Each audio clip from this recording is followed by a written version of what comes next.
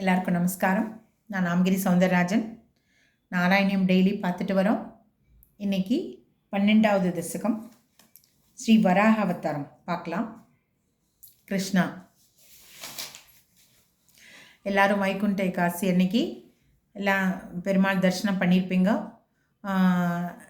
இன்றைக்கி துவாதசி. இன்றைக்கி வராக அவதாரம் பார்க்கலாம். பிரம்மதேவரின் கட்டளைப்படி பிரஜைகளை படைக்க முற்பட்ட ஸ்வயம்புவ மனு அகாலத்தில் பூமி ஜலத்தில் மூழ்கியது கண்டு முனிவர்களுடன் சத்தியலோகம் சென்ற தங்கள் திருவடி தியானத்தில் மகிழும் மனம் கொண்ட பிரம்மதேவரை சரணடைந்தார்.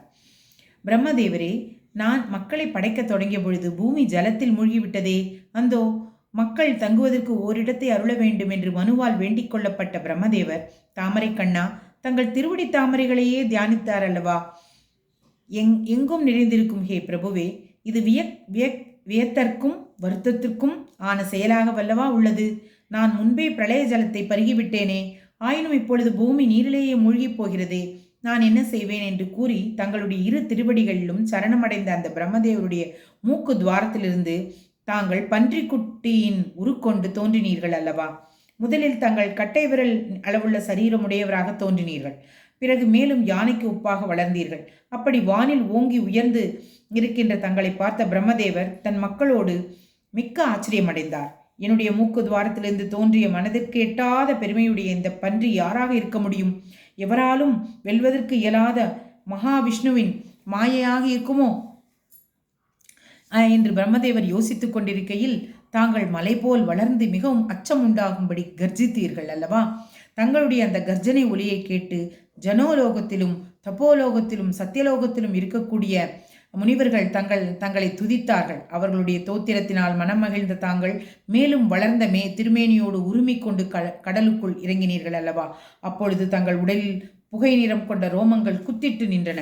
வால் மேலே உயர்ந்து நின்றது. அச்சத்தை விளைவிக்கும் மூக்கு கீழ் நோக்கி இருந்தது. மேகங்கள் சிறகடித்தது. கண்கள் இங்கும் அங்கும் சுழன்றன. அத்தகைய தாங்கள் தங்களை துதிக்கும் முனிவர்களின் உள்ளத்தை குளிரச் செய்து கொண்டு நீரினுள் இறங்கினீர்கள். முதலை கூட்டங்கள் யாவும் பயந்து ஓடவும், திமிங்கலங்களின் கூட்டம் சுழன்று திரிந்து வரவும், அலைகள் மோதவும், கொந்தளித்த ஜலத்தில் மூழ்கி பயங்கரமான இறைச்சலால் ரசாதலத்தில் இருப்பவர்களை நடுங்கச் செய்து கொண்டு தாங்கள் பூமி தேவியை தேடினீர்கள் அல்லவா?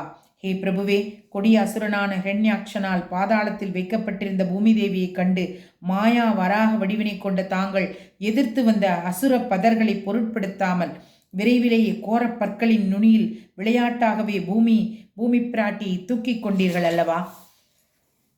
விளையாட்டாக பன்றி உருவெடுத்த இறைவனை, அதற்கு பிறகு கோரை பற்களின் நுனியில் ஒட்டிக்கொண்ட கோரை புல் போன்ற பூமியை எடுத்துக்கொண்டு மிகவும் பெருத்த உடலுடன் கொந்தளிக்கின்ற பயங்கரமான சமுத்திர ஜலத்திலிருந்து வெளியே போத்த தாங்கள் என்னை நோய் நின்றும் காத்தருள வேண்டும் இப்படின்னு பட்டத்திரி கேட்குறார். நம்மளும் அனுபவிப்போம்.